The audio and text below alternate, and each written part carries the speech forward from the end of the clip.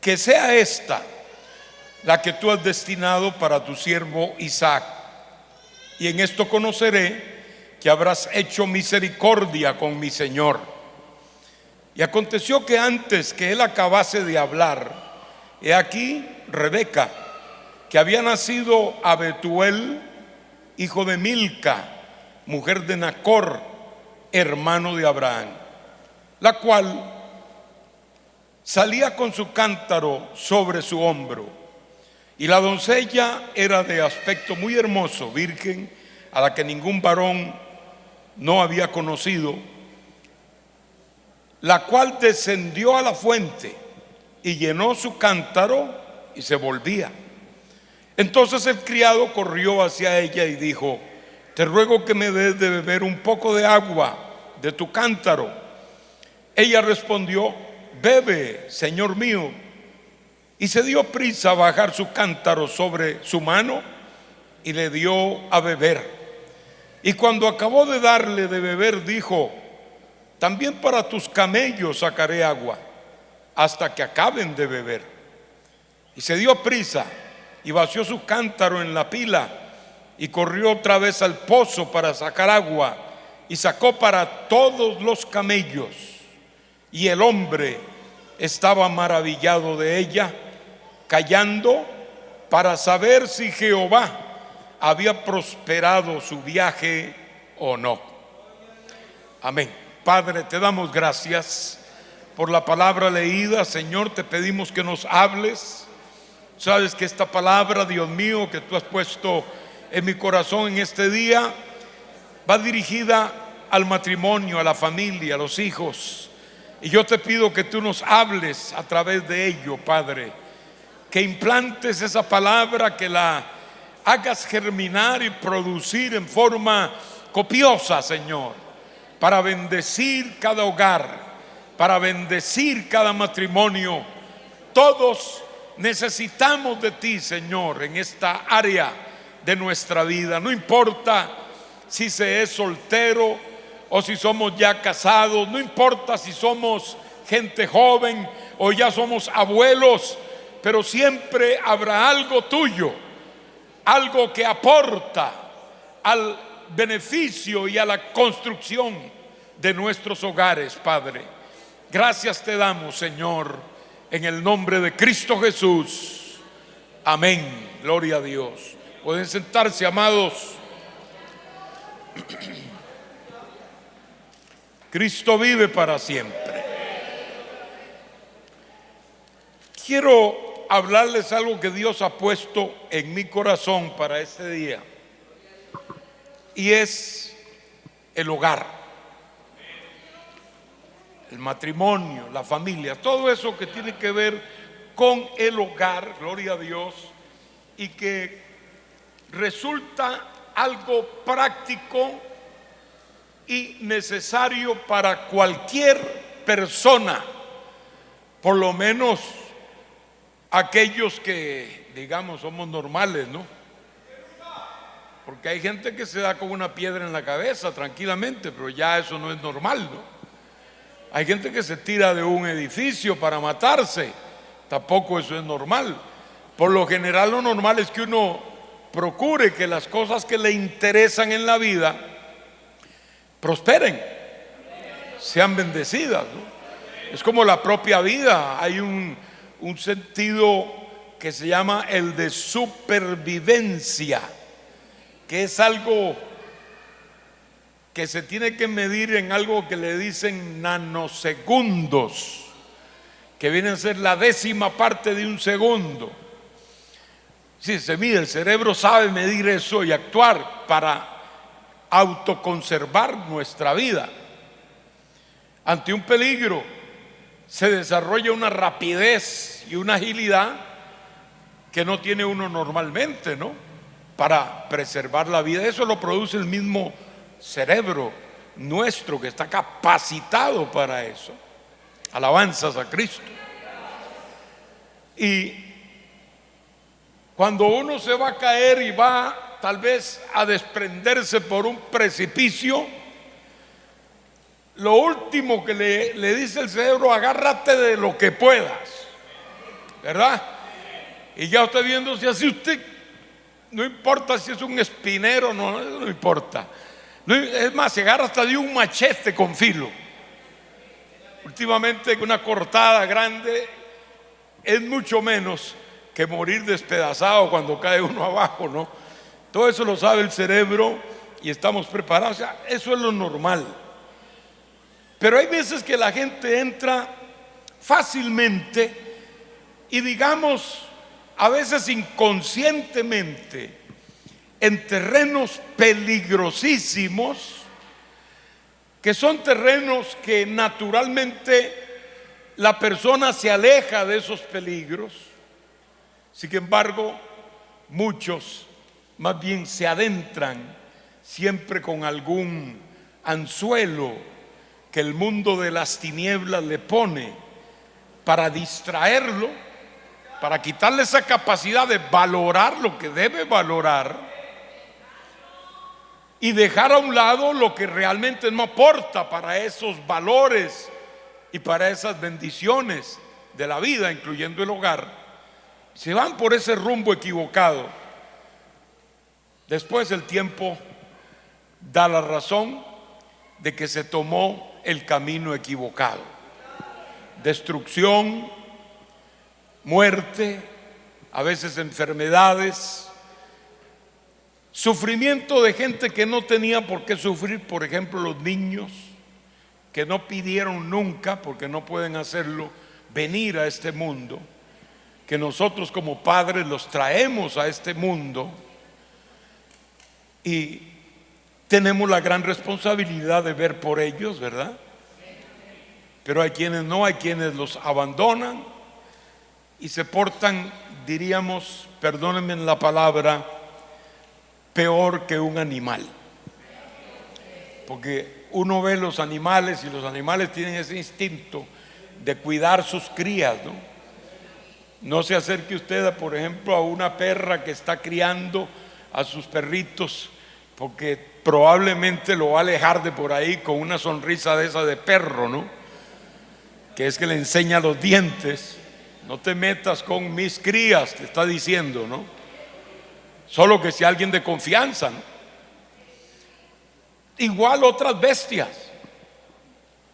Pero nosotros los humanos, y aquí todos como humanos podemos entrar, corremos el peligro de que el pecado nos nuble tanto el entendimiento que olvidamos estos principios vitales de la vida y nos dejamos arrastrar a veces por un simple momento de placer que no es vital. Los placeres no son vitales, son necesarios. Dios ha creado placeres. Si usted no sintiera placer al comer con un buen apetito, pues no comería y se moriría. Pero Dios le puso en su mente, en su corazón, en su cerebro, y el mío también, que es un placer comer. Yo creo que es uno de los más grandes placeres que hay, cuando usted tiene hambre y va a comer su comida favorita. Eso es algo lindo, ¿no? Alabanzas al Señor, aunque sea una comida bien sencilla, pero es su favorita. Yo a veces salgo y entonces cuando uno sale, pues bueno, muchos hermanos lo invitan a uno y uno sale de su rol normal de las comidas, pero uno está acostumbrado a su comida, ¿no? Como ustedes a la arepa, por ejemplo, gloria al Señor. Y ya si no comen arepa por 3 días, se están pensando, hombre, yo quiero irme para Colombia a comer arepa o algo parecido. Así es. Uno se acostumbra a cierta comida y hay veces que uno sale y quiere regresar porque quiere comer la comida que está acostumbrado, la de siempre. Entonces, amados míos, es importante el aspecto, sí, del placer, pero no es vital. Gracias a Dios que Él nos ha preparado para todo. Ha puesto todo lo necesario para que funcionemos bien, pero al mismo tiempo ha puesto parámetros. Y esos parámetros están situados dentro de lo que se llaman los valores. Y los valores son los que realmente deben gobernar la vida de las personas y no simplemente los placeres. Permiso. No simplemente los placeres o los hábitos a veces que están mal dirigidos, y todos somos culpables en alguna medida de estas cosas. No estamos acusando a nadie, estamos hablando como género humano que somos todos, que lamentablemente es una condición caída. Nuestra condición es una condición caída en términos de nuestra naturaleza. Tenemos una naturaleza que no ha sido redimida. Esta carne, este yo, no ha sido redimido. Ha sido redimida nuestra alma, nuestro espíritu. Somos salvos por la fe en Jesucristo, gracias al Señor. Pero el cuerpo todavía tiene que esperar un poco para ser redimido. Y esa redención será cuando Cristo vuelva a esta tierra, el cual transformará nuestro cuerpo de humillación, de bajeza, inclinado siempre más a la maldad que a otra cosa. Y esa transformación nos dará un cuerpo glorificado, semejante al de nuestro Señor Jesucristo. ¿Cuántos glorificamos al Señor? Yo he traído un texto, hermanos, que nos habla de un matrimonio que apenas está en ciernes en el texto que leímos, que fue el matrimonio del patriarca Isaac, hijo de Abraham, con Rebeca, que fue su esposa toda su vida, gloria al Señor. Y ese matrimonio, digamos, más que el matrimonio de Abraham, que es el padre de la fe, el principal patriarca, y que Jacob, que fue el que siguió después de Isaac, que fue en este caso el último patriarca, aunque José fue un patriarca también, pero ya fue un patriarca, digamos, de las tribus. En este caso estos son patriarcas del pueblo entero de Israel: Abraham, Isaac y Jacob. Por eso se les llama a Dios muchas veces en la Biblia el Dios de Abraham, de Isaac y de Jacob. Que hay ahí un significado profundo en esa expresión, gloria al Señor. Y este matrimonio de Isaac, por cierto, es uno de los matrimonios que pueden ser modelo, que pueden ser ejemplo. No en todo, ahora vamos a ver eso, pero en los fundamentos puede ser un modelo a seguir. Y cualquiera de nosotros que conocemos la vida cristiana, gloria a Dios, yo conozco al Señor desde mi adolescencia, así que supe lo que fue casarme en el Señor, tener mi familia también en el Señor por la gracia de Dios, y hoy pues bueno, ser abuelo en el Señor también, gloria a Dios.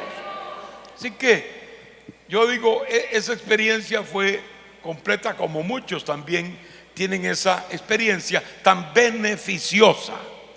No quiere decir que el que viene de allá sin esa conexión con Dios previa a matrimonio, previa a ser padre, a ser abuelo, a ser esposo, etcétera, que no funcione bien. No. Después que usted adopte los principios que Dios tiene en su palabra para el hogar y para la vida, a usted le va bien. Le va bien quiere decir que está en la voluntad del Señor. No es que no va a tener problemas, nadie se equivoque. Nosotros no podemos pararnos a decir: acepte a Cristo y ya no tendrá ningún problema. Eso es una mentira. No es verdad. Porque los problemas son parte de la vida. Es más, hasta son necesarios hasta cierto punto. Vea usted un niño cuando empieza a caminar, ¿se cae cuántas veces? No lo contamos porque es incontable. A cada rato se cae, algunas veces le da golpes peligrosos, se hace un chichón, a veces hasta una herida. Y usted va a agarrarlo y decir, pero mejor no camine, mejor no aprenda a caminar, y lo ata por ahí para que no camine más. Es una medida contraria a lo natural. Cada caída de ese niño le enseña a caminar. Es más, aprende en buena medida por las caídas, más que por lo que usted le pueda decir. Porque él dice, oiga, me caí y me di duro en la cabeza. Yo voy a tratar de dar el paso mejor para no caerme. Y ya empieza él a equilibrar mejor, y se cae otra y otra vez, pero ya llega el momento en que ya se quedó haciendo equilibrio y dice, sí puedo, ¿no? Lo aprendió a golpes. Es necesario caerse y golpearse para poder caminar. La vida tiene ese agridulce, y nunca usted ni yo dejaremos de tener dificultades, algunos más intensas que otros, pero siempre estarán ahí. Lo importante es que Dios nos da dominio sobre esas cosas. O sea, el problema no te domina, eso sí te lo da Dios. Es como el carácter. Hay gente que cree que Dios va a salvar a una persona de un carácter feo. Bueno, hay cosas que se cambian de la forma de ser, pero el carácter, hay un dicho que dice, genio y figura hasta la sepultura. Y eso es verdad. Entonces la persona que tiene un genio así feo, no es que se va a convertir y de pronto va a ser una mansa paloma. No, Dios no le cambia el carácter. Usted sigue siendo el que ha sido en términos del carácter. ¿Qué es lo que hace Dios? Le da poder para ir controlando ese carácter. Está el poder espiritual, que ese viene de arriba, es un sustento invisible que Dios nos da. Todos los que andamos con el Señor por un tiempo sabemos muy bien esos tratos de Dios, cómo el Señor trata con uno en una forma invisible, espiritual. Pero también el cambio o el dominio que nos da Dios tiene que ver con la palabra, que nos va formando, que nos va quitando lo que quita y poniendo lo que pone. Va trabajando en nosotros, y la palabra nos va dando dominio sobre circunstancias y sobre pruebas difíciles de la vida, como también dominio de las bendiciones.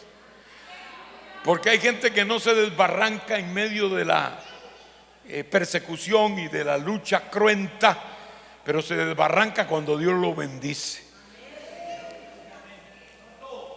Yo he conocido testimonios de muchachos que se han convertido al Señor y Dios los ha sacado de vivir debajo de un puente.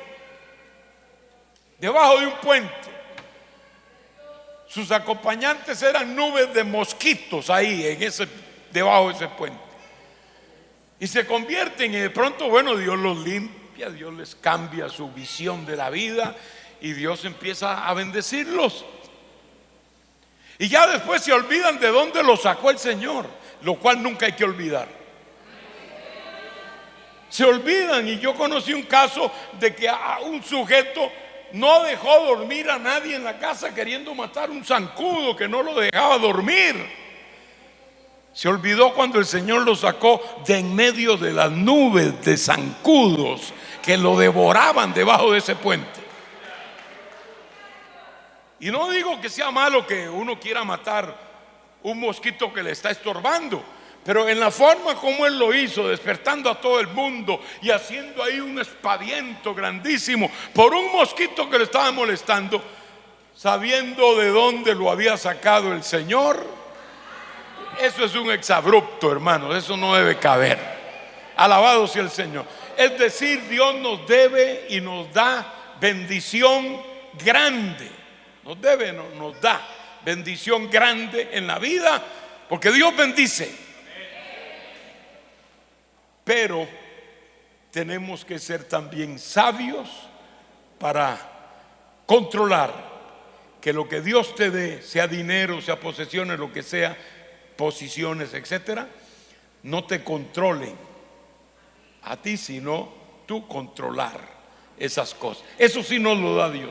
Entonces no te va a cambiar el carácter cuando algo te afecta. Tal vez querrás de una vez reaccionar como siempre, pero allí vendrá la palabra y te va a aconsejar, gloria a Dios, porque algún texto vendrá a tu mente.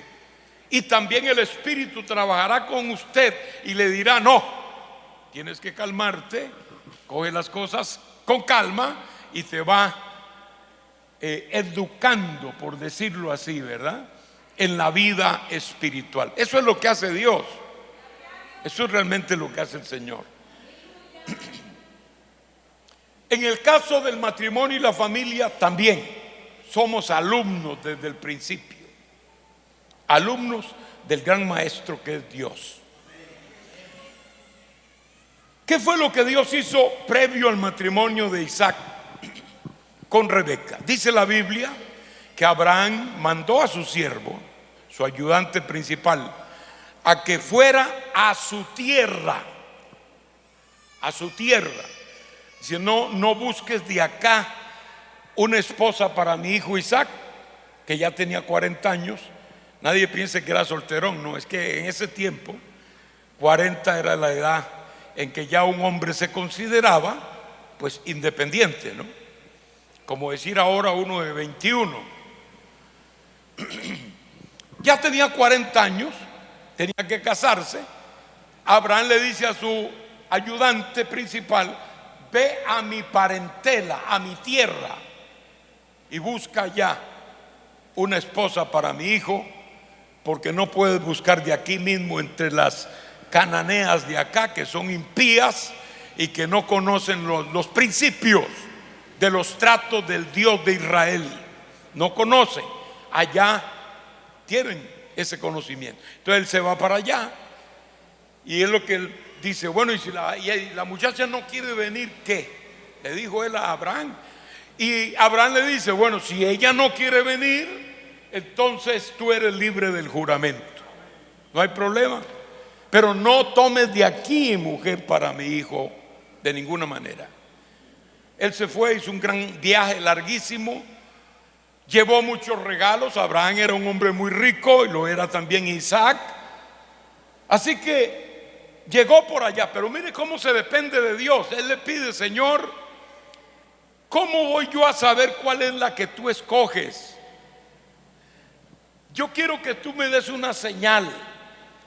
Yo voy aquí con un montón de camellos, que habla de 10 por lo menos, y voy con gente que me está ayudando, y yo también voy cansado y voy sediento, y que cuando yo llegue al lugar y me quede ahí junto a esa fuente o frente a ese pozo,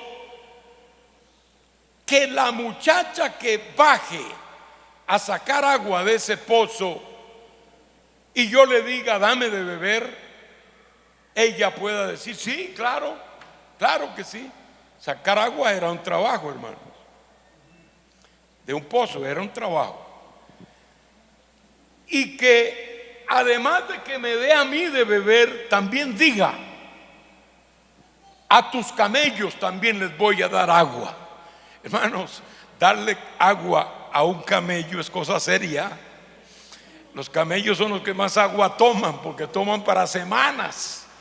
Así que si usted quiere saciar la sed de un camello, tiene que sacar unos cuantos barriles de ahí del pozo, y eran muchos camellos. Ella estuvo dispuesta. Esas mujeres eran trabajadoras de verdad, y bajó al pozo y fue sacando y sacando y sacando agua, hasta que bebió Eliezer, que era el ayudante de Abraham, y también los que iban con él, y los camellos también fueron saciados. Él entendió que Dios le estaba respondiendo la señal que le había pedido. Y él contó eso después, y de hecho está en la palabra, como hemos leído. O sea, Dios estaba en el asunto, estaba allí con ellos, y confirmándole a este hombre que esa muchacha que había descendido y había actuado de esa forma que él le había pedido a Dios, era la que Dios había escogido. y cuando él le pregunta ¿cómo es tu nombre? Ella dice, me llamo Rebeca y soy hija de Betuel, etcétera. El siervo entendió que eran la familia de Abraham. Había llegado exactamente donde estaba la parentela de Abraham, de manera que fue a su casa, hubo fiesta. Claro que ahí todo el mundo se alegró, especialmente Labán, el hermano de Rebeca, que era un negociante terrible. Desde que vio pendientes de oro y mucho dinero y muchas monedas, pues dijo, bendito de Jehová, ven a la casa, pasa para acá. Y lo metió a la casa él mismo y lo presentó. Isaac dijo lo que tenía que decir. Le preguntan a Rebeca, ella dice, si Dios está en esto como ha estado, yo estoy dispuesta a irme. Y ella quería irse, gloria a Dios.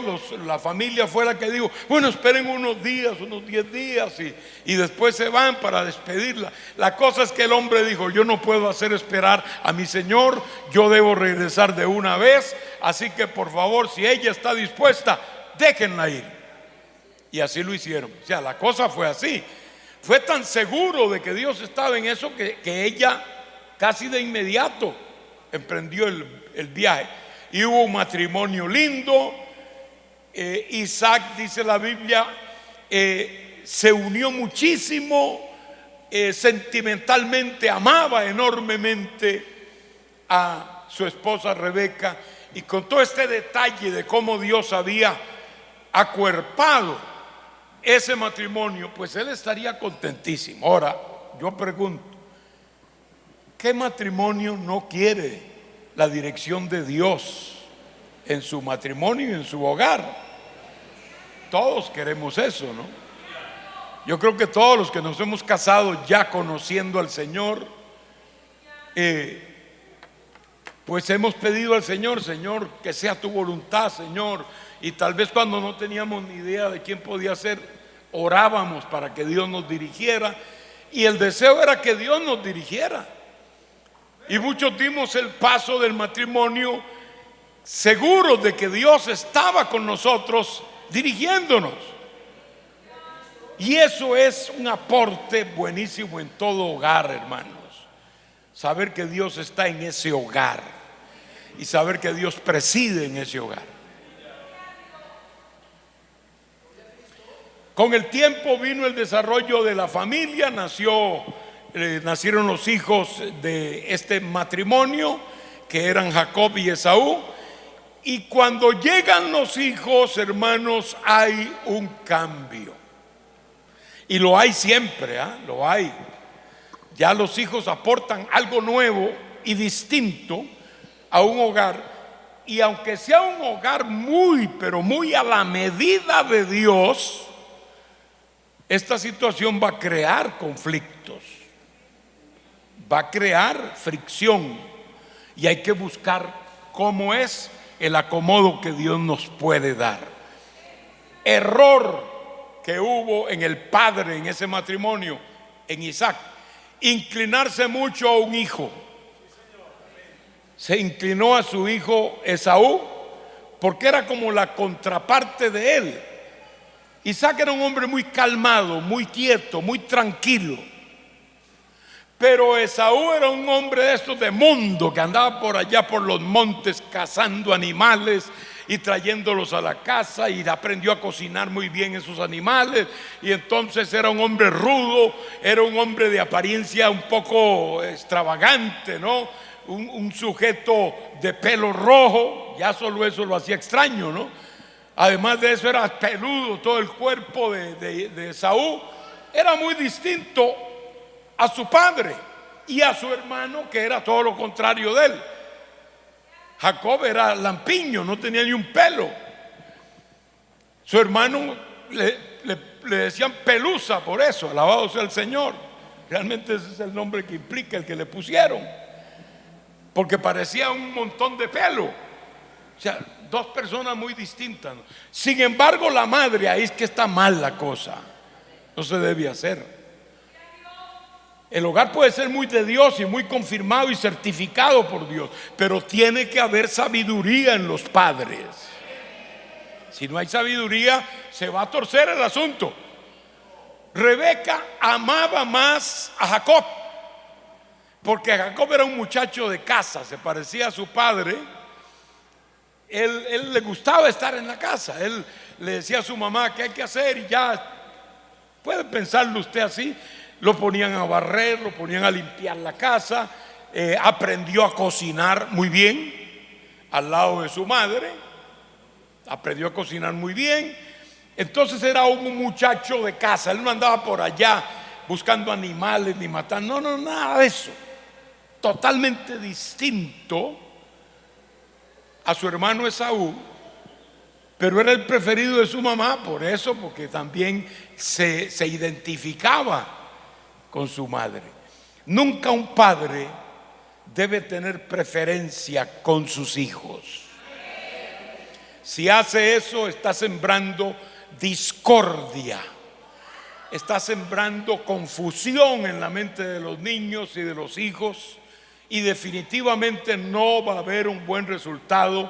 Cuando ya haya el tiempo avanzado, eso se lo van a recriminar y van a restregárselo a usted en la cara, y usted va a sentirse muy mal, porque es triste que un hijo le diga a un padre o a una madre: es que usted ni me quiere, ni me quiso nunca a mi hermano es el que quería. A mí no, a mí nunca me ayudó, a mí nunca me dio lo que le dio a su hermano, a mi hermano. Así que nunca me quisiste. Y aunque no haya sido exactamente así, esas preferencias se van a quedar grabadas en la mente de esa persona hasta su muerte. Eso no se debe hacer. Si usted tiene la mejor presa de la gallina que puso en la mesa, no se la ande ofreciendo principalmente a su hijito querido, consentido. Y viene y comete un error y quiebra un vaso y usted le cae encima, y le da. Pero el otro también quiebra 3 vasos y no, ¡ay, un accidente, mijito, pobrecito! Siéntese ahí para recoger los vidrios. El otro está viendo.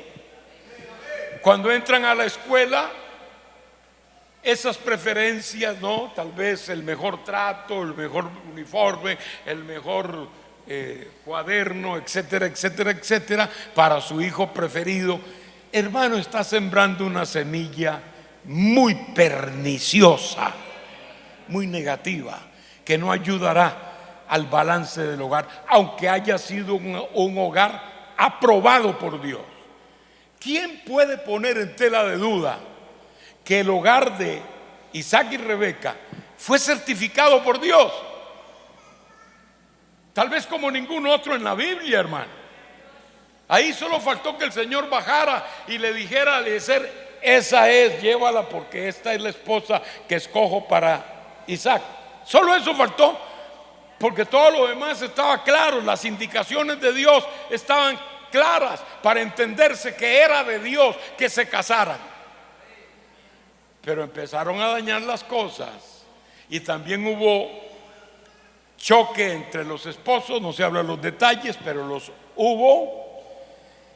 Y luego, en lugar de cortar cuando eran cogollos nada más, los dejaron echar raíces y engruesar ese tronco de esa planta que sembraron, y produjo un resultado más funesto todavía. La rivalidad entre estos dos hermanos se notaba. De hecho, se profetizó y desde el vientre de su madre venían peleando. Miren qué cosa, hermano. Miren qué cosa. Desde el vientre de su madre. Porque Rebeca era estéril. Isaac oró por ella y concibió. Concibió dos, o sea, unos gemelos. Pero ella no sabía, y empezó un problema grande en ese barrigón que tenía ella con 2. Y ella no sabía ni qué hacer, y ella tuvo que clamar a Dios: Señor, ¿para qué me diste esto? Si está para matarme a mí también, Señor.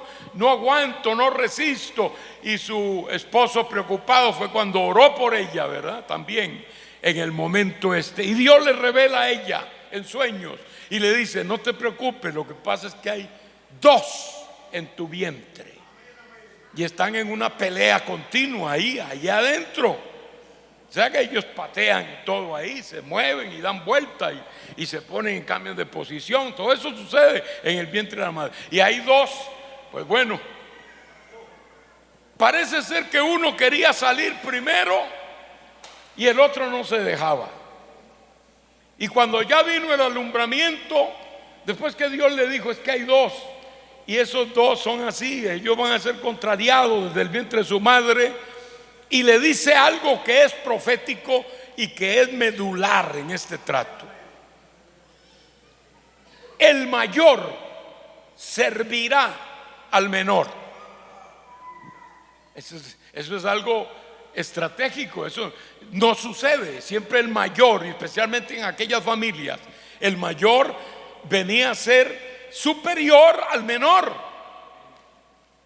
Pero aquí el Señor cambia las cosas y le dice, no será así. El mayor va a ser siervo del menor. Es decir, le está diciendo que el principal en el plan de Dios no era Esaú, sino que era Jacob. Y nacieron, y allí están los dos, gloria al Señor. El plan de Dios sigue, pero quiero llevarlos a un punto donde también hay que meditar. Miren, el primer error que ya les mencioné, inclinarse mucho por uno de los hijos, peligroso. No se debe practicar, y eso hay que hacerlo uno. Eso no lo hace Dios por nosotros, hermanos. Ya son cosas prácticas de nuestro hogar que tenemos que ver nosotros mismos. Entonces viene el tiempo en que estos muchachos se hacen hombres, y llega el momento en que Isaac quiere heredar sus hijos. El apuro, yo no sé de dónde lo sacó Isaac, pero no estuvo bien el apuro, porque él tenía 130 y pico y él vivió todavía como 30 y pico de años más. Eso lo hacían los padres cuando iban a morir, cuando ya veían cerca la muerte, pero no en un tiempo de casi 40 años antes de morir. No cabía. Pero de pronto él, quiero bendecirlos y quiero darle la herencia, y la herencia incluía la bendición de Dios, la bendición patriarcal de uno que era el primogénito en su familia. Era absolutamente esencial, y si vamos a conectarlos con los patriarcas judíos, venía una bendición que Dios había prometido a la simiente de Abraham. La simiente era heredada por aquel que recibiera la bendición patriarcal de su respectivo padre cuando le daba la herencia. Era como si dijera, bueno, en este es que sigue el hilo de la bendición patriarcal. Aquí sigue el hilo del plan de Dios con esa persona y con el pueblo que vendrá después. Muy importante. Y esto nos llevaba a lo más importante de todo, que era que de esa simiente es que vendría el Mesías prometido. Que de todas las bendiciones patriarcales, ese era el principal punto. La promesa de la redención. A Esaú no le importaba eso. Esaú no amaba eso. Él lo que pensaba era material nada más, lo que podía haber heredado materialmente hablando. Pero el énfasis era la bendición patriarcal. Pero Jacob desde el principio tuvo fe. Eso es lo que Dios vio positivo en Jacob. Hermano, Dios siempre va a ver la fe, por más sencilla que sea, como lo más positivo que nosotros podamos mostrarle. Por eso es que Dios amó a Jacob. No es que rechazó a Esaú por amar a Jacob, es que Esaú nunca amó a Dios, nunca amó la palabra, la promesa, nunca la tuvo en cuenta como algo importante en su vida.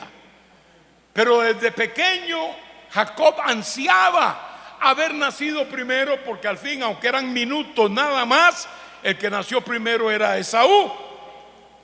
Pero había una promesa: el menor será mayor que el mayor, porque es cuando dijo el mayor servirá al menor.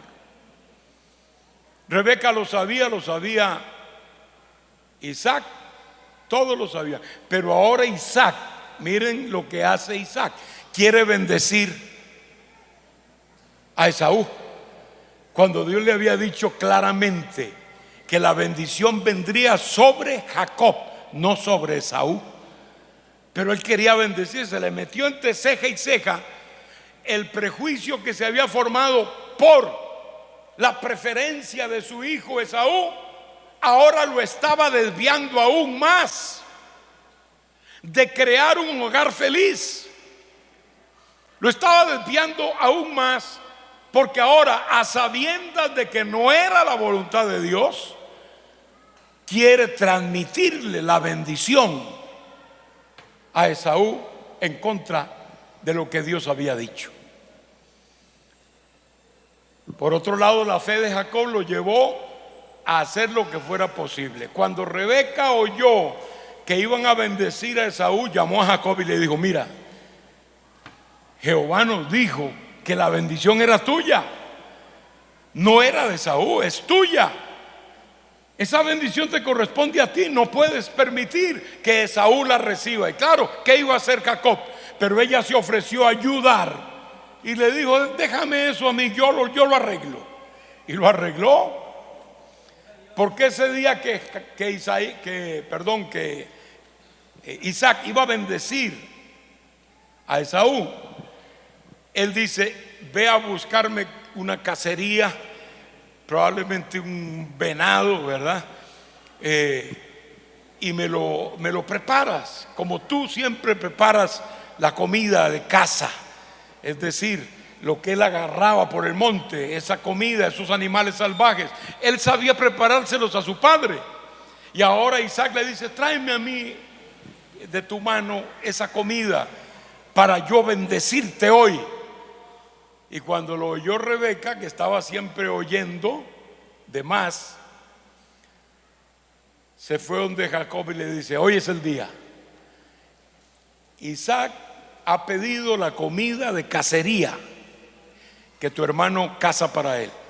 Ahora, mientras él va a la cacería, vamos a hacer algo. Ve al corral y saca 2 cabritos. Y yo voy a preparártelos como se le prepara a tu padre la comida, como si fuera Esaú el que lo hiciera. Y claro, ella era experta en la cocina, hermanos, tan experta que hizo que el sabor de un cabrito supiera a venado. Porque la verdad es que son dos animales, parecen un género parecido, pero son distintos, ¿no? Pero ella lo preparó, le echó todos sus condimentos, todo. Ahora en un momentito lo tenía listo, y entonces le dice a Jacob: tú se lo llevas ahora, pero cuando vea que soy yo va a despreciar esto y va a traer maldición en lugar de bendición. Pero ella le dice: no te preocupes. Agarró las pieles de los cabritos frescas aún y envolvió los brazos de Jacob, que como dije antes no tenía pelo, y también le puso en el cuello y lo acomodó de manera que donde pudiera tactarlo, Isaac pudiera creer que era Esaú por la cantidad de vello que tenía. Lo forró en las pieles de cabrito, y allá va Jacob y le dice: papá, aquí está tu comida, ya está listo, levántate y come.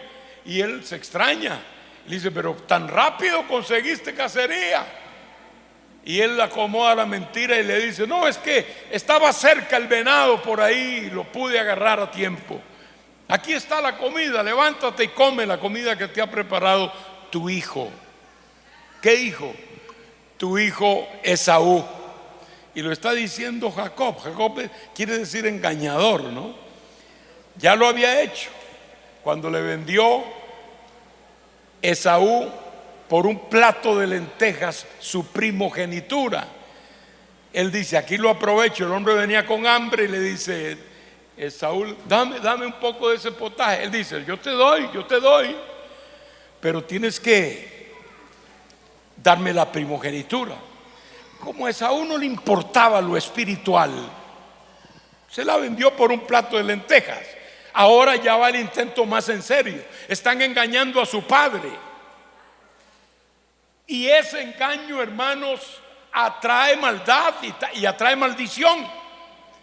El engaño no puede estar en un hogar. Tenemos que hablar verdad los unos a los otros y ser sinceros. Alabado sea el nombre de Dios. Aunque esa mentira que digas te saque del problema fácilmente, aunque esa mentira va a hacerte evitar una dificultad, una situación embarazosa, pues hermano, es mejor la situación difícil que andar mintiendo por ahí por el hogar, porque tarde, ni por ningún lado, pero tarde o temprano en el hogar se darán cuenta que ese padre habla mentiras. Ese niño que no entiende ni siquiera cuando se dice una mentira, de pronto va a darse cuenta que su padre es un fraude. Y si algo desalienta a un niño es ver que su padre no es lo que él piensa que es y que debe ser. Lo engañaron y en efecto Isaac llamó y le dice: acércate para yo palparte, para ver si eres mi hijo Esaú. Y lo palpa, y claro, ahí estaba el pelo del cabrito, y él dice: sí, es mi hijo, porque ya él era ciego a esas alturas, ¿no? De eso se aprovecharon también. Y cuando lo palpa y le dice algo muy serio, le dice: la voz es la voz de mi hijo Jacob, pero las manos son de mi hijo Esaú.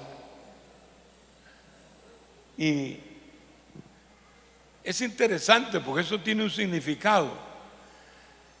A veces la apariencia puede ser una y lo que somos en verdad y hacemos es otra cosa. Tampoco es bueno, mucho menos en el hogar. La voz era la voz de Jacob, pero las manos, que habla de obras, que habla de lo que hago, eran las manos de un Esaú que era carnal, que no era espiritual y que no era un hombre aprobado por Dios. Hermanos míos, como esposos tenemos que hablar también esto con mucha sinceridad. Si algo destruye el hogar es la infidelidad. Usted jamás puede pensar, ni ningún hombre lo debería hacer, que siendo infiel a su esposa, aunque le dé usted todo lo que ella necesita, ella va a estar contenta. Y viceversa, menos todavía, ¿no? Porque tengo que decirlo así, francamente, porque la proporción es menos. Hay mujeres que también son infieles, pero en proporción mucho menor. El hombre se cree que puede hacerlo, que tiene el permiso de hacerlo y que debe o hasta que necesita hacerlo, ser infiel a su esposa.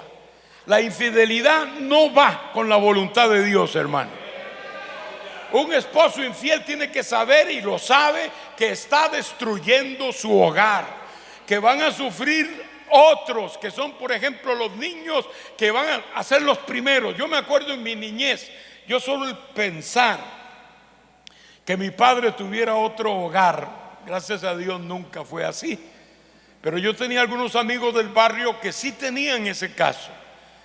Y su papá no, como éramos muchachos, niños del barrio, no, es que mi papá anda en la otra casa de él. ¿Cómo en la otra casa? Sí, es que él tiene otra señora y otros hijos. Para mí eso era tan terrible, pensar que mi padre y yo tendría que compartirlo con otra familia y que habían otros hijos de él allá. Eso era para mí un desastre, ¿no? Yo lo recuerdo y pensaba en mis amigos que tenían ese problema con sus padres y decía: qué miserables, ¿cómo pueden sufrir esta cosa tan dura, tan difícil?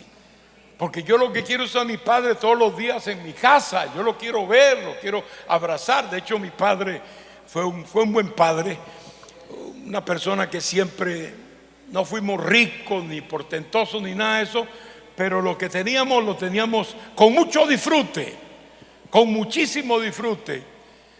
Y eran tiempos muy lindos, y pensar ahora en esos tiempos con mi padre, pues me trae buenos recuerdos. Es bueno que nosotros como padres sembremos buenos recuerdos en nuestros hijos. Por eso yo siempre insisto, hermanos, lleven a sus hijos a lugares donde se puedan esparcir, un parque, algún paseo, un río. ¿Por qué no al mar, a la playa? Pues la playa no es para los impíos, no, la playa y el mar es también para nosotros los cristianos. En el libro de los Salmos y otros libros aparecen muchísimas expresiones hablando sobre el mar y su hermosura y su grandeza, etcétera. Eso puede disfrutarlo un cristiano, claro, no como lo disfruta el mundo, pero uno puede disfrutar de lo que Dios ha creado. A mí me llevó mi padre a conocer el mar, porque yo donde nací es en el centro del país, no había mar en esa ciudad, obviamente. Tenía que viajar 4 horas en tren para llegar al mar. Y cuando yo fui, que mi padre me llevó, eso está aquí, mire. Y hace unos añitos, pero todavía me acuerdo, y me acuerdo de mi padre jugando conmigo y otros hermanos míos en el mar y llevándonos, y me acuerdo que me explicó, me dice: no te metas para allá porque el mar es peligroso, no vayas a jugar con esto, óyelo cómo suena. Y me hablaba del el sonido, ¿no?, de las olas, y yo cuando las oía cogía para la orilla porque viene la amenaza, ¿no? Es decir, son recuerdos. Qué bueno es tener recuerdos. Yo enseñé a mis hijas desde niñitas a caminar, tal vez no se acordarán de eso, pero después las enseñé a patinar con patines, y sí me acuerdo perfectamente de eso, y ellas también. Después las enseñé a andar en bicicleta, yo mismo, y después en algunos parques así las llevaba, y las enseñé también a nadar. Con mucho cuidado, ¿verdad? Las enseñé, las agarraba de la camiseta que tenían y las llevaba así mientras ellas movían brazos y piernas e iban nadando, y cuando llegaba a cierto momento las soltaba y ahí empezaron a nadar por sí mismas. Después se hicieron buenas nadadoras, gloria al Señor. Las enseñé a manejar carro también ya en su juventud, gloria a Dios. De manera que ellas pueden relacionar esos buenos recuerdos y esos avances de su vida, porque cada vez que se aprende algo así es como un avance, y lo relacionan conmigo, y eso a mí me satisface, y yo sé que ayuda también para el hogar propio de cada una de ellas. Porque si hacemos un mal eslabón para nuestros hijos, luego nuestros hijos imitarán o repetirán ese mal eslabón, y tendremos una familia llena de eslabones débiles, raquíticos, quebrados. A veces no se pueden ni tocar porque se destruyen. No, queremos eslabones fuertes en nuestras familias. Más nosotros, hermano, que nos toca pelear unas batallas que no pelearon nuestros padres. Hoy en día la sociedad se ha podrido, hermano. Lo decimos esto en su totalidad. Busque usted el arte está podrido, ya no es aquel arte antiguo. Ahora una pintura que la agarran un balde de pintura y le hacen así, ¡fua!, y se la tiran y le bajan todos esos chorritos. Bueno, ese es el arte hoy. Es una obra de arte, le ponen una firma aquí ya, y va más de un bobo, perdónenme la palabra, y paga un platal por eso. Juan Ortiz decía que le pusieron pintura en la cola de un burro y el burro hacía ¡plá! ¡plá! Iba poniendo todos esos dibujos así, y era una obra de arte, y la pintó un burro. El arte se ha perdido. Aún la música, ya ustedes saben cómo anda la música hoy. Aún nosotros como cristianos tenemos que cuidarnos porque nos llenan la casa de música del diablo, realmente. Como algunas músicas estas de reggae. ¿Cómo vamos a repetir nosotros esas músicas que el diablo las usa para exacerbar las bajas pasiones del ser humano? Ustedes han oído lo que hablan ahora de una película que ha salido ahí. Son dos. Una que tiene que ver con el rompimiento de los estándares de lo que aprendimos nosotros de niños. Cuentos como el de la Sirenita, como el de Blancanieves, Pulgarcito. Todos los viejos se acuerdan o nos acordamos de esos cuentitos. Bueno, ahora es otro tiempo. La tecnología ayuda mucho en eso. Ahora la Sirenita es otra. Ya ustedes saben el tema de esa película nueva que acaban de sacar de Hollywood. Pero Dios permitió que personas que tienen algunos principios cristianos han sacado otra película que creo que se llama El Son de la Libertad, algo así. Y es una película que denuncia el abuso sexual y el acoso a niños y lo exhibe. Yo no la he visto y la voy a ver. Me interesa por el tema, ¿no? No en ningún cine, porque ya usted sabe que ahí uno no debe estar metido ahí, pero puede uno verla después de alguna otra forma, ¿no? Ahora existen 1000 maneras. Bueno, exhibe la corrupción profunda que hay en el trato de niños. Y decía que los preferidos para los propósitos de estos pedófilos diabólicos son entre los 2 y los 5 años. Mire usted, niños y niñas, tampoco de una sola, niños y niñas. Hay que cuidar a nuestros niños, hermano.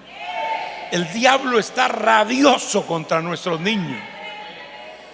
Yo siempre he dicho, y ustedes tal vez me han oído, lo que tenemos que vale ya, nada más en términos de la sociedad. Yo sé que en la sociedad hay excepciones muy nobles. Aunque no conocen al Señor, hay gente que es noble en el mundo, pero son muy pocos. Son muy pocos. Ahora la corrupción, hermano, rodea todo, está llenando todos los rincones de la sociedad y dañando y contaminando ya aún nuestros propios niños, que está robándoselos el diablo. Por eso es que me preocupa hablar del hogar, hermanos. Me preocupa, y estoy hablando mucho del hogar en los últimos años, porque el diablo está que ruge contra nuestros niños. Primero inventa matarlos en el vientre de su madre a través del aborto, ustedes saben. Y algunos dicen que la mujer tiene derecho a su cuerpo, no del cuerpo de una criatura que no es parte del cuerpo de ella. La criatura que lleva adentro no es parte del cuerpo de ella, ni ella lo ha hecho sola. Entonces no tiene el derecho, mucho menos de disponer de su vida. Nunca le llame producto a esa criaturita adentro. Ese es un niño no nacido, punto. No un producto de nada, no.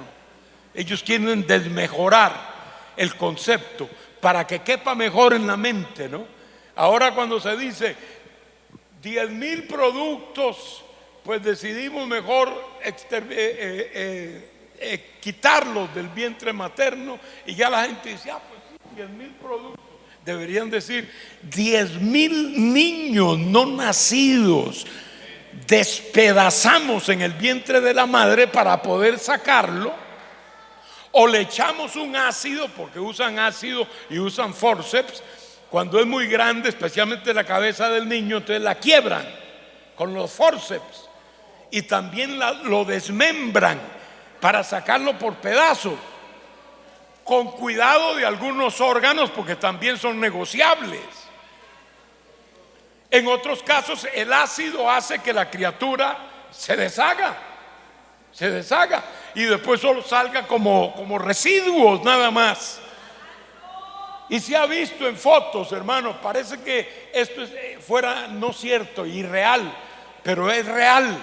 Fotos cuando ha entrado ese tipo de, tanto el forceps como también esos ácidos al área donde está esa criatura, y rehuye, se arrincona, porque los niños, como les dije antes, ustedes lo saben, se mueven adentro. Niños que están como arrinconados aquí en lo último del útero, porque no les llegue, porque sintieron el efecto ya, y entonces huyen. Lo mismo que de los forceps, cuando llegan y agarran, son de hierro, hermanos, es fuerza. Por eso se llaman forceps, despedaza.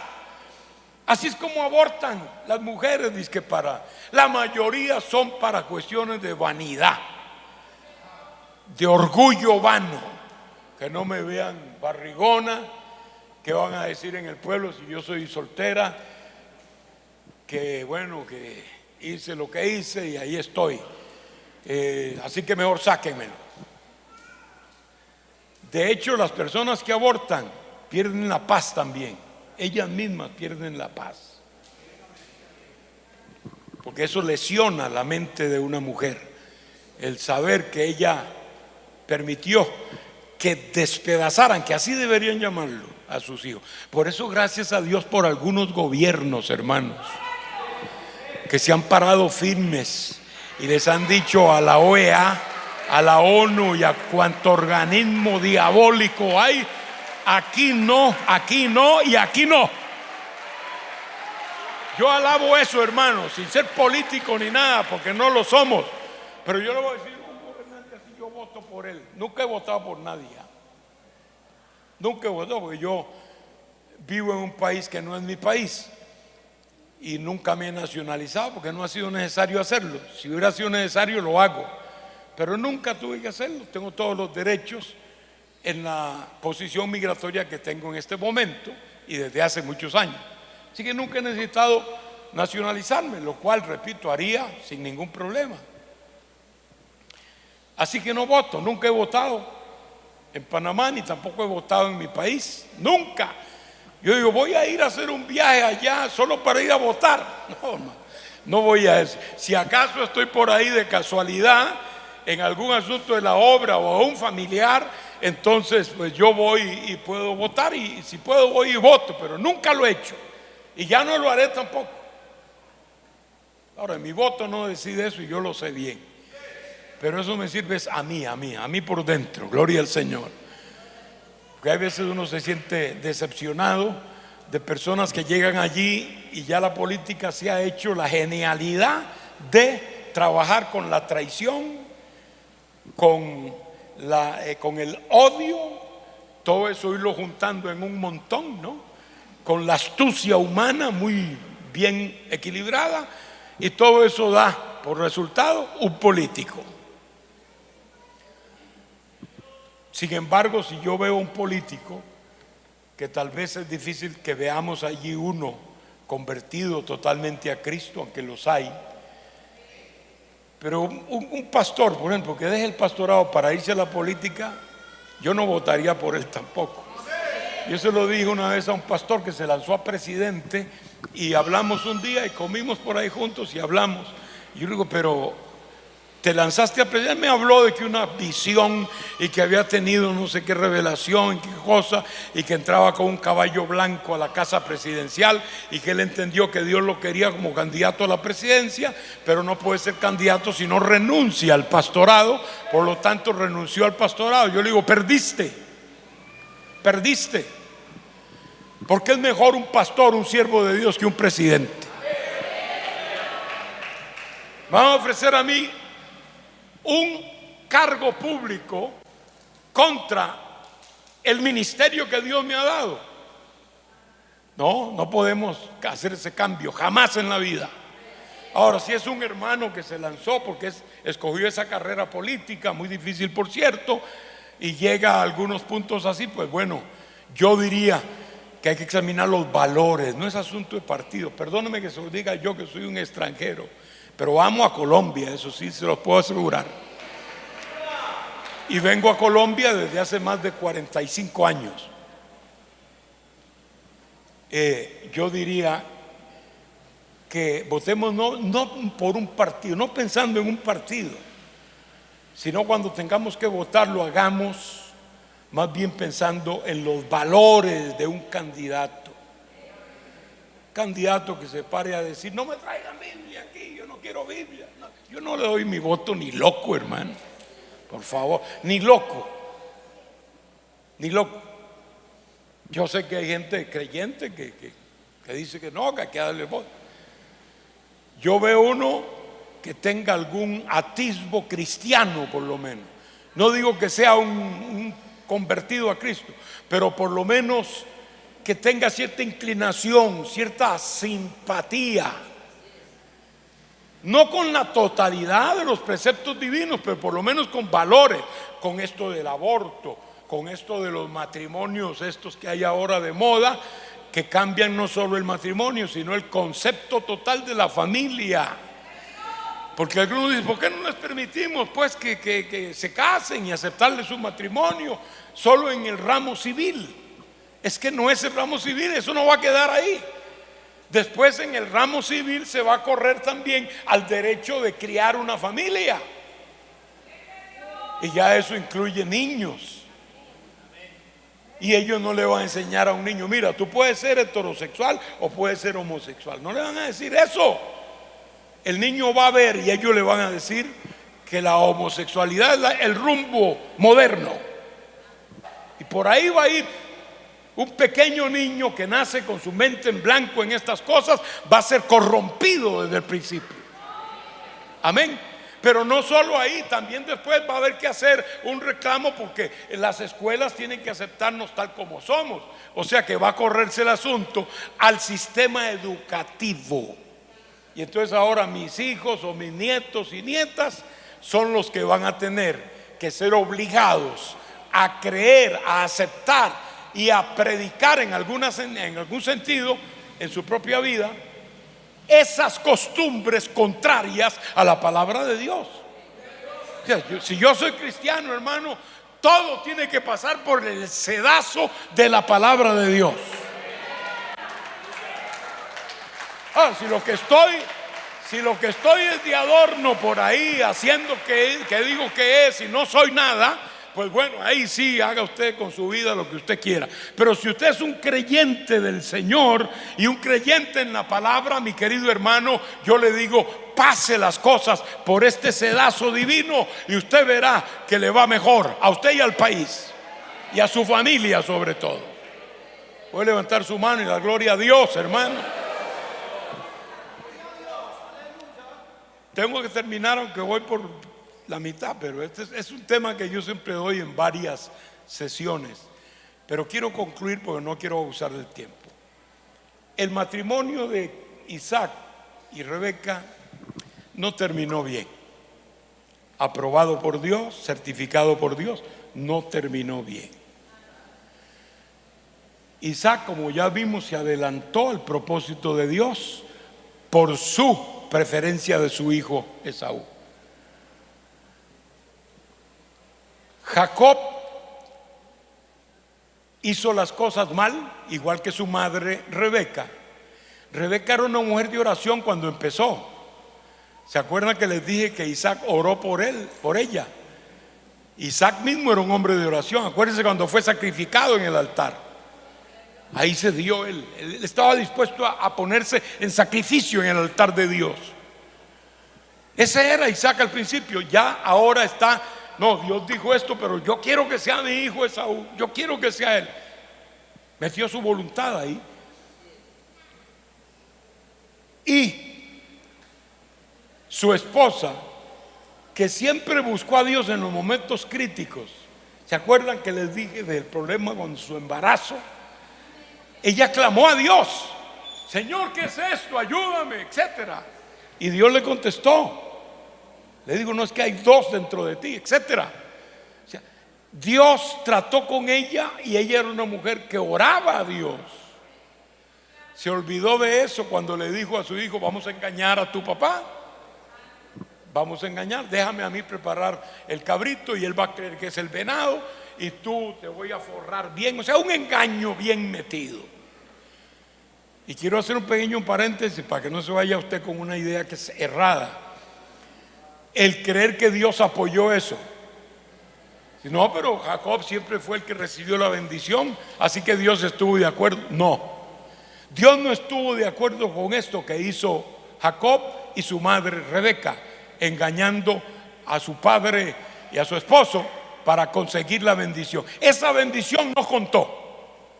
La que contó fue la que ocurrió días después, cuando Jacob tuvo que huir porque Esaú lo iba a matar. Y entonces ahí sí, como él ya iba a huir a la amenaza de muerte de su hermano por el engaño, porque Esaú vio el engaño, y allí él se acerca a su padre. Ahí sí se acercó a su padre como era, y ahí la lección fue para Isaac y para el mismo Jacob. Ahí le dijo: padre, me voy. Entonces dice la Biblia que Isaac lo bendijo, puso sus manos sobre él y le dio allí genuinamente la bendición patriarcal. Es más, se la dio más completa que la que le dio a Esaú. Si usted examina las dos versiones, encuentra que hay más elementos de bendición en lo que le dijo esa otra vez a Jacob directamente, poniendo sobre las manos y jurando delante de Dios, que cuando se lo dijo allá en medio del engaño que hubo. Esa fue la bendición que Dios vio y honró, no la del engaño. Dios no va donde hay mentira, hermano. Donde hay mentira, yo no veo a Dios por ningún lado cuando hay mentira, porque la mentira Dios no puede cuajar con ella de ninguna manera. La Biblia lo dice, pero sí dice también que cuando se habla mentira, se habla de parte del diablo. El que habla mentira habla de parte del diablo, lo dice la Biblia claramente. Amén. Hubo ese odio entre estos dos hermanos. Un hogar donde los hermanos se odien no está bien, no camina bien. Y si son los padres los culpables de ese odio, mucho menos. Rebeca ya no oró a Dios buscando ayuda, usó su astucia. De hecho, de ahí salió Jacob de su casa y nunca más lo volvió a ver. Era su hijo predilecto, el que ella disfrutaba de verdad. Se fue. Jacob estuvo allá por Harán más de 20 años, y en ese tiempo murió Rebeca, así que no pudo ni verla a su madre, ni ella pudo estar en sus últimos días con su hijo Jacob. Esaú se volvió un impío a carta cabal, porque como supo que a su padre no le gustaba que él se hubiera casado con una cananea, empezó a buscar cananeas, todas las que pudo, para hacerle daño a su padre. O sea, el hogar es terrible. El hogar terminó en fracaso como hogar. Un hogar que cualquiera diría es de Dios. Si cualquier muchacho me dice: hermano, Dios me dio esta visión, Dios me dio esta revelación, y Dios me dijo que sí, que estoy bien, que esa mujer que yo estoy pensando, esa tiene que ser mi esposa. No es un enamoramiento simple, es que Dios le convenció de eso.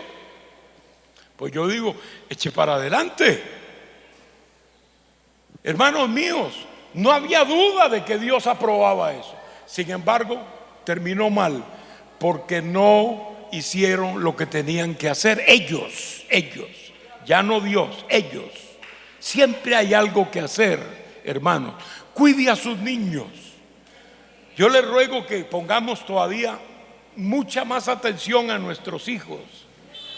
Yo ahora por mis hijas no me preocupo, ellas ya tienen su propio hogar y su vida, y Dios las ha bendecido porque están en los caminos del Señor todavía y seguirán así hasta el final.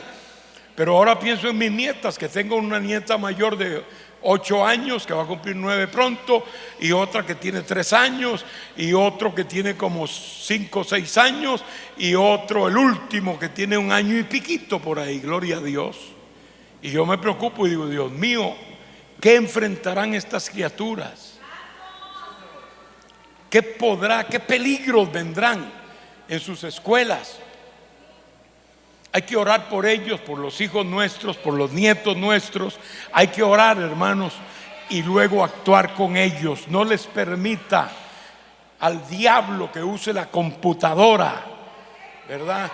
No es que no usa la computadora, ahora no se concibe el estudiante sin esas herramientas tecnológicas, pero vigílelo.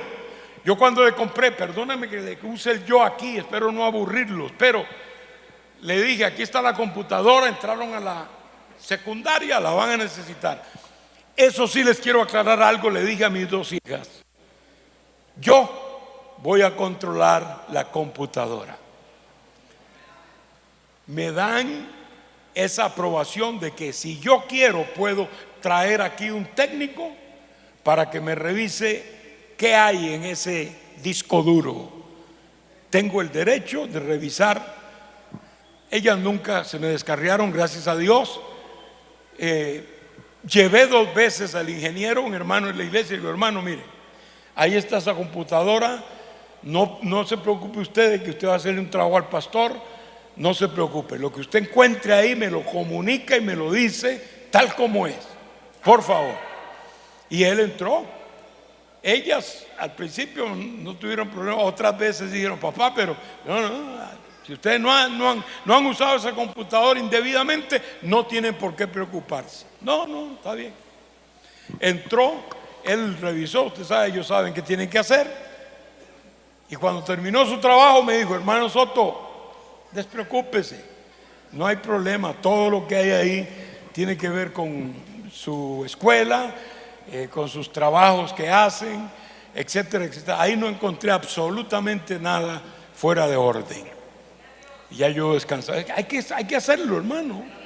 Si usted empieza a dar el celular a ese niñito de 4 o 5 años, en un año se hace un experto, conoce mejor que usted o que yo el sistema ese. Y entonces de pronto se va a meter a ciertas áreas, si no las ha bloqueado usted, etcétera, que no le van a edificar. Un niño no tiene la capacidad. Toda la publicidad del diablo es tratar de convencer a la niñez que el homosexualismo es normal, totalmente normal, que se puede escoger serlo sin ningún prejuicio y sin ningún problema, que el matrimonio entre un hombre y un hombre, una mujer y una mujer, y ahora han cogido que hasta se casan con un árbol, yo no sé, es una cosa del mal. El diablo ha embrutecido la mente humana. Se casan con animales. Hace poco oí a uno que se casó con un caimán. Yo, Dios mío, pero solo esto faltaba. Casado con un caimán, hermano Renao. Y yo digo, padre, ¿dónde está la inteligencia? ¿Dónde quedó el buen raciocinio? El hombre, de verdad, el diablo lo ha vuelto loco. Pero se levantan siempre voces, hermano, que defienden los principios. Gracias a Dios. Hay gente, dentro de ellas hay grandes millonarios del mundo que están en contra del aborto y que están en contra de esos matrimonios perniciosos y que no están de acuerdo con lo que están haciendo contra los niños nuestros. Alabanzas a Dios. Y no es la escuela la que puede realmente educar formativamente a los niños más que el padre y la madre. No es la escuela, es el padre y la madre y el hogar. Así que nunca podremos entregarle ese derecho a una escuela, ni siquiera a un gobierno. Señor, nos ayude, porque Dios no lo ha dispuesto así. Que Dios ayude en nuestros hogares. Que Dios bendiga nuestros hogares, hermanos. Y especialmente esos que han mantenido la antorcha de la fe en alto y han dicho, no, estos son mis principios y por aquí es que voy, porque aquí está la palabra de Dios. Póngase de pie, hermano, gloria a Dios. Yo quiero orar por los hogares que lo deseen así. Quiero solo pedirles unos 5 minutos, no voy a demorar mucho. Pero si usted puede pasar aquí al altar no tiene que tener algún gran problema en el hogar, ¿no? Y si lo tiene, pues con más razón. Crea que el Señor puede hacer la obra. Un momento. ¿De qué? Sí.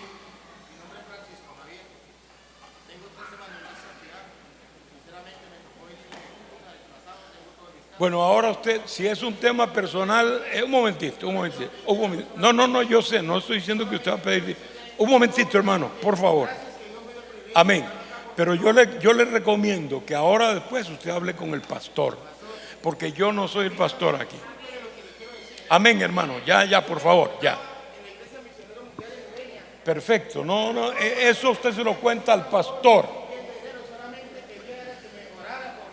Quédese ahí, voy a orar por usted. Quédese ahí. Por favor, hermano, por favor, ya. Respete el altar. No estoy respetando, bueno, estoy respetando mi situación que no tengo ahora ni voy a siquiera ni para una parte de ahorita en la casa. Es lo que le estoy diciendo. Y quiero que yo...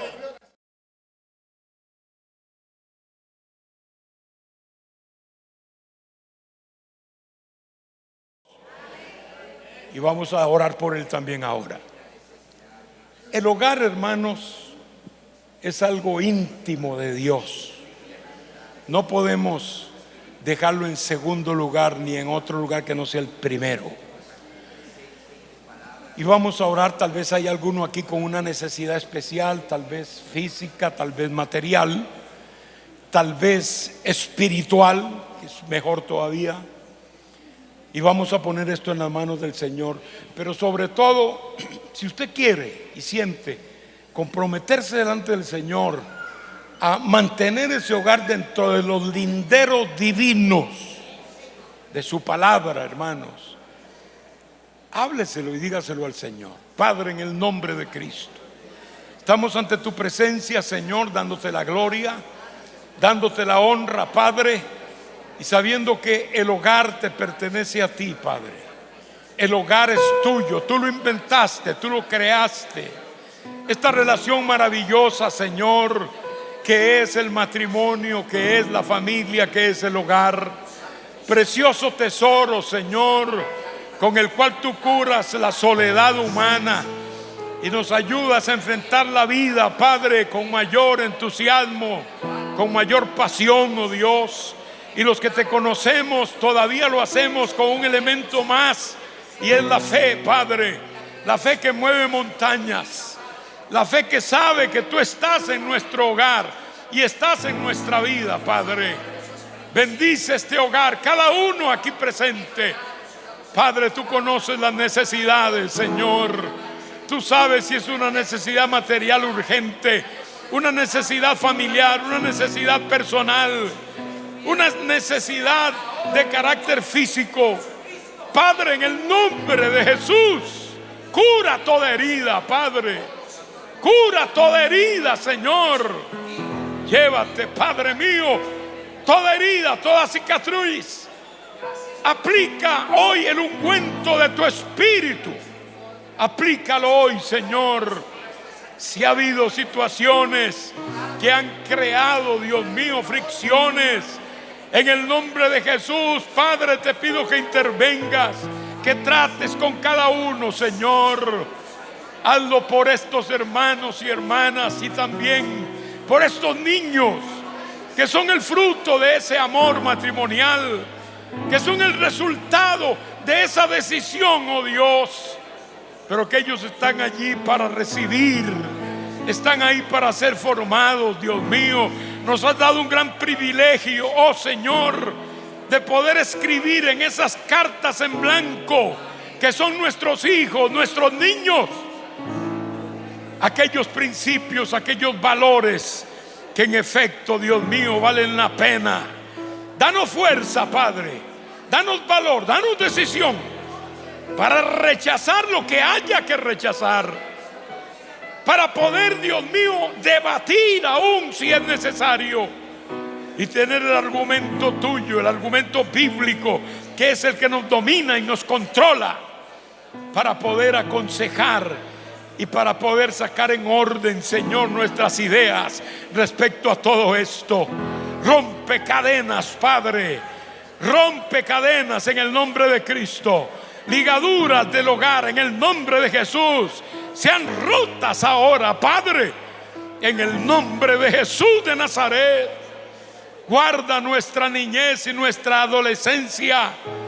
Guárdales, Padre, y que estos jóvenes y niños puedan tener suficiente bagaje de conocimiento para enfrentar la vida, Señor, esa vida que les propone mientras tú no vengas a esta tierra por nosotros, Señor, que puedan hacerlo con fundamento, con valor.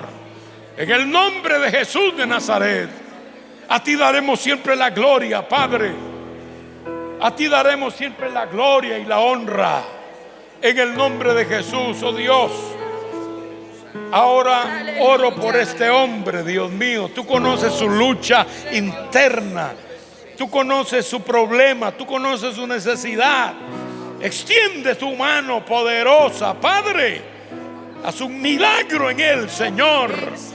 Quita, Dios mío, toda perturbación que pueda haber en su mente, en su alma, Padre. Quítalo ahora con tu Espíritu Santo. Dale libertad para que él pueda seguirte, Señor, en una forma definida, firme. En el nombre de Jesús de Nazaret, que los propósitos que él pueda tener en su corazón al estar en estos lugares puedan ser para la gloria tuya, Padre, y puedan ser canales de bendición para la propia vida de él, Señor. Lo deposito en tus manos, en el nombre de Jesús de Nazaret. Amén, Señor. Gloria a Cristo Jesús. Gloria a Cristo Jesús. Gloria a Cristo. Pueden pasar, hermanos.